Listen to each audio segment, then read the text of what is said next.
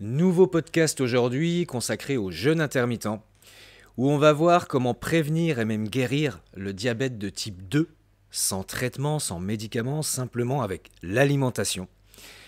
Et on va voir aussi les avantages d'inclure le régime cétogène au jeûne intermittent, un mode d'alimentation qui est en totale adéquation avec le jeûne intermittent.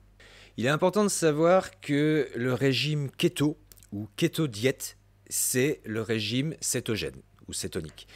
Simplement, le régime cétogène a été inventé il y a une centaine d'années, donc il fallait inventer une nouvelle mode. Il fallait faire quelque chose un peu plus sympa. On a pris quelques stars, on a pris un nouveau nom, la keto-diète, et on a appliqué tous les principes du régime cétogène en inventant une nouvelle mode. Mais c'est la même chose. Alors le principe est extrêmement simple.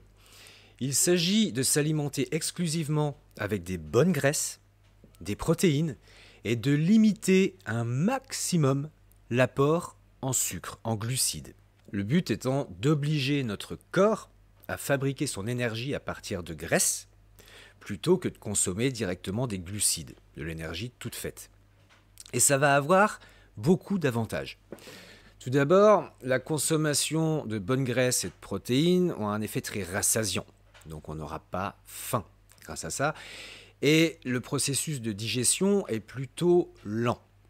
Donc on n'a pas de risque d'hypoglycémie, on a un taux d'insuline qui reste vraiment stable, dû au faible apport en glucides, ce qui est très intéressant.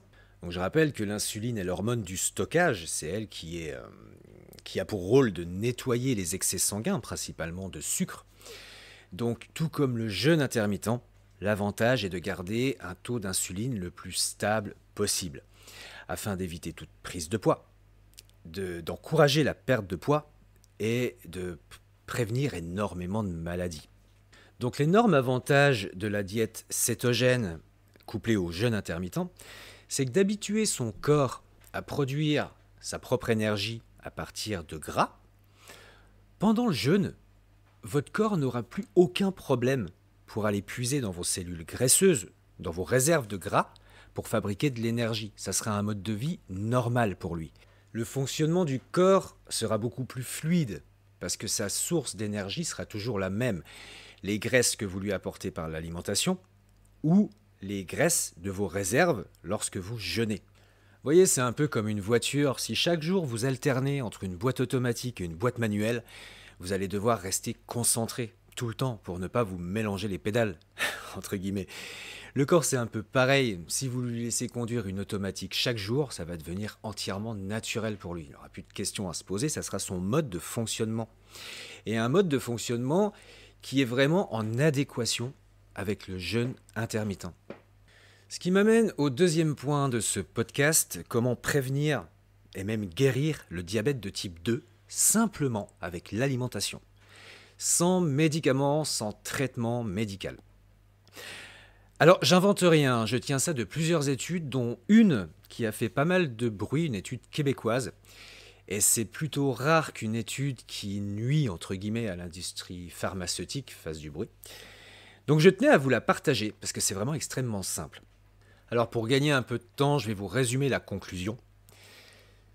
Le meilleur moyen de prévenir et de guérir le diabète de type 2 est simplement de mettre le corps humain en état de cétose.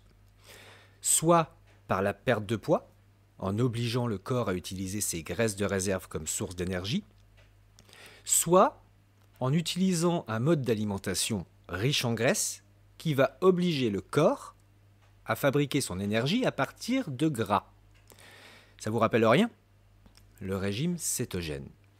Ces études ont également démontré que ce mode d'alimentation prévenait d'énormément d'autres maladies, comme l'épilepsie, comme la maladie d'Alzheimer, la maladie de Parkinson, les maladies cardiovasculaires, les maladies inflammatoires comme l'arthrose ou les rhumatismes, les migraines, bien sûr le surpoids, l'obésité, le diabète de type 2, comme on vient de le voir, et joue un rôle impressionnant aussi sur le développement des cancers. Il faut savoir que les cellules cancéreuses utilisent environ 10 fois plus de glucose, de sucre, que les cellules saines pour se développer. Donc le fait d'apporter énormément moins de glucides par l'alimentation va forcément freiner le développement des cellules cancéreuses. Je trouve que c'est une bonne conclusion à ce podcast. J'espère vous avoir appris quelque chose et je vous souhaite une excellente journée. Et à très bientôt pour le prochain podcast.